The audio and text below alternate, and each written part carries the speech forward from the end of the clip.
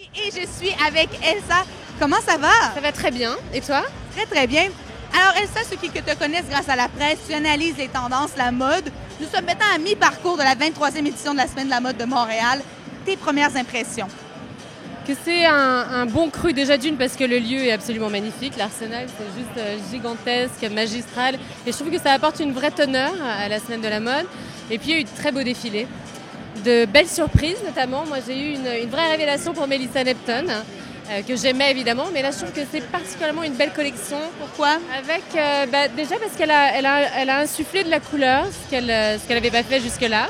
Et puis, comme elle le disait, sa jeune maternité, elle est enceinte de 4 mois, je sais pas, à créer une espèce d'émotion, de fragilité, de fluidité dans les modèles que je trouve particulièrement intéressants.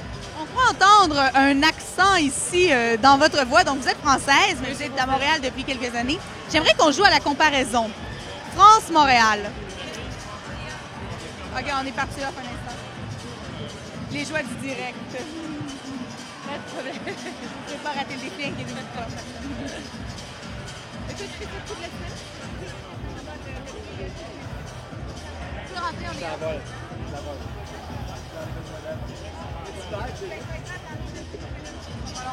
Parce que Denis commence bientôt. Oui, non, je sais, mais je ne fais pas manquer de nuit. Au début d'entrevue, ça prise juste au début. OK, parfait. Il y a plus personne qui l'a. Excellent. Excellent. C'est les joies. Je connais ça, je faisais de la télé avant. Ça sera pas long, donc je vais faire ça assez rapide. Oui, dans un instant, on remarque après. Est-ce que je peux aller, Jeff?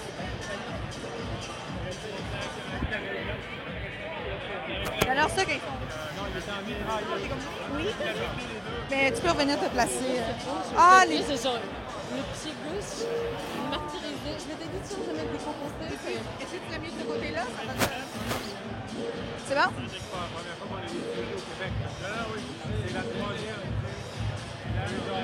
Nous sommes toujours dans le salon Target. Ici, je suis avec Elsa Vicky. Donc, on se parlait un peu, mais on va recommencer pour vous. Alors, Elsa, mi-parcours de la Semaine de mode de Montréal. Vos premières impressions? Que le lieu est absolument magnifique et je trouve que ça apporte une teneur magistrale à l'événement. Et je trouve que c'est une belle semaine de la mode. Il y a eu des surprises, des révélations, beaucoup de créativité. Jusqu'à maintenant, est-ce que vous avez des coups de cœur? Ouais, du magistral coup de cœur, mais en fait c'est pas un coup de cœur parce que je l'adore. Je veux dire, je le suis évidemment de saison en saison. Je trouve que c'est un vrai architecte, c'est un vrai couturier. Il a le souci du détail, des épaules qui sont magnifiquement dessinées, faites. C'est le glamour mais pas clinquant, c'est l'élégance féminine. Moi j'adore. Est-ce qu'il y a des designers qui vous ont surpris? Melissa Neptune, ma surprise, particulièrement parce qu'elle a pour la première fois insufflé de la couleur, une fluidité, une fragilité qui est notamment due à sa jeune. On se rend pas ici. Non, c'est bon, c'est juste que. Parce qu'il y a un problème. Mais je vais vous libérer. Ça marche pas.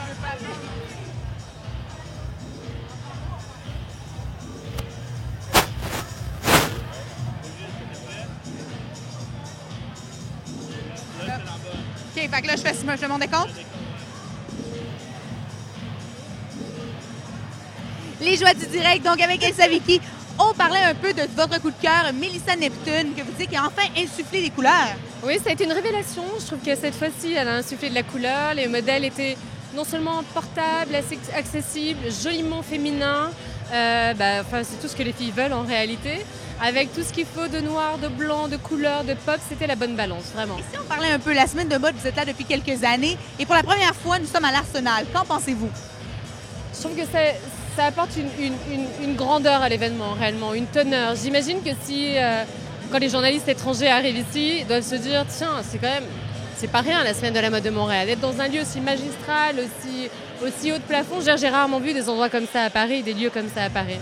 En tant que spécialiste de la mode, et comme nous analysons les tendances printemps-été 2013, que va porter Elsa Vicky l'an prochain? J'avoue que je suis pas... c'est souvent les cordonniers les plus mal chaussés. Donc je veux dire par là, je suis assez dans les couleurs sombres déjà. Donc par conséquent, les jeans slim, même si j'ai beaucoup aimé en tout cas cet été, les pantalons fluides qu'on a pu retrouver chez Melissa Neptune l'été prochain. Chez Dui, je pense que j'adopterai tout. Les micro-shorts, pas sûrs pour marcher dans la rue, mais il a des pantalons taille haute qui sont absolument magnifiques. Il a des vestes de smoking, queue de pie, redécoupées, revisitées avec des épaules qui magnifient la silhouette. Tout ça, j'adopterai demain, quoi, absolument. Merci beaucoup d'être passé à la Web Télé. Merci à vous.